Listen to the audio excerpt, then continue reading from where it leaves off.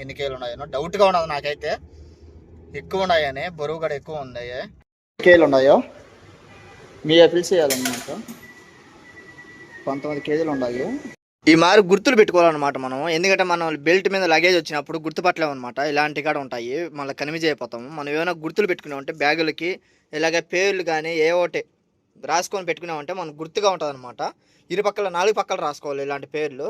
నేను అన్ని పెన్నాతో ఆడంటే గీసి పెట్టేసాను అనమాట. నా ఇష్ట కటింగ్ అయితే చేయించినాను అనమాట. స్టైల్ ఎలా ఉందో చెప్పండి. ఇంకా పూర్తిగా రెడీ అయిన తర్వాత మీకు చెప్తాను అనమాట ఎలా ఉందో, ఎలా ఉంటుందో లుక్ గారు చెప్పండి. వెనక జూలు అయితే మాది పెట్టేసాను అనమాట. స్టైల్ మొత్తానికి అయితే రెడీ అయిపోయాను అనమాట. ఏం లేవు, అన్నీ తీసుకున్నాను. నేను ఎలా రెడీ అయ్యాను మీకు గట్టి చూపించాలి కదా, చూపించా చూడండి. ఇదే అనమాట నా లుక్. ఎలా ఉందో కామెంట్ చేయండి, తప్పకుండా కామెంట్ చేయండి. కటింగ్ అద్దాలకి, టోపీకి, డ్రెస్కి ఎలా ఉందో ఒక కామెంట్ చేయండి. అలాగే గుద్దండి బాగా, సరేనా? ఇంకా మా మేడం వాళ్ళ కూతురు డ్రైవర్ వస్తాడు తోడుకోమన్న ఎయిర్పోర్ట్కి. మీ 2 లగేజ్ నాకు ఉన్నాయి అనమాట. ఇంకా టైం ఉంది, ఒక 10 నిమిషాలు.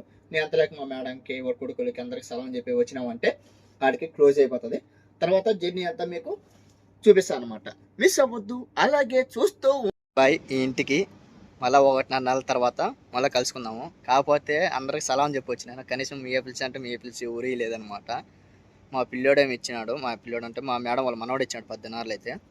నేను 20 దినాలు ఇచ్చాడు అనుకున్నాను, లేదు 10 దినాలు ఇచ్చాడు అనమాట. వచ్చిన సంవత్సరం కూడా కల కదా, అందుకని చెప్పి అందరికీ బాయ్ బాయ్. కోయేటికి బాయ్ బాయ్. ఫస్ట్ మెయిన్ నా రూమ్కి, నేను ఉండే ఇంట్లో పనిచేసే వాళ్ళకి బాయ్ బాయ్, టాటా.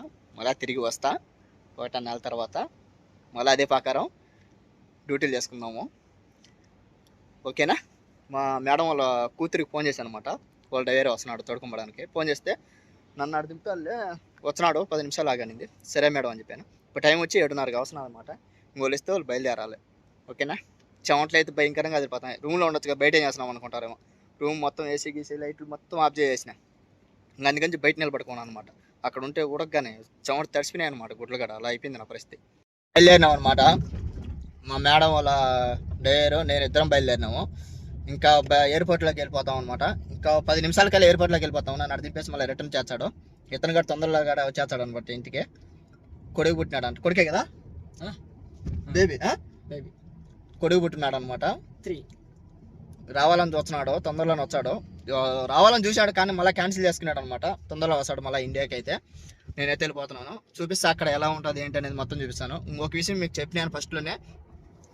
మా మేడం అయితే 2 రోజులు ముందే చేసింది అనమాట. పాస్పోర్ట్ అయితే నాకు 2 రోజులు ముందే చేసి ఇంట్లో అయితే ఏం పైసా వేయలేదనమాట.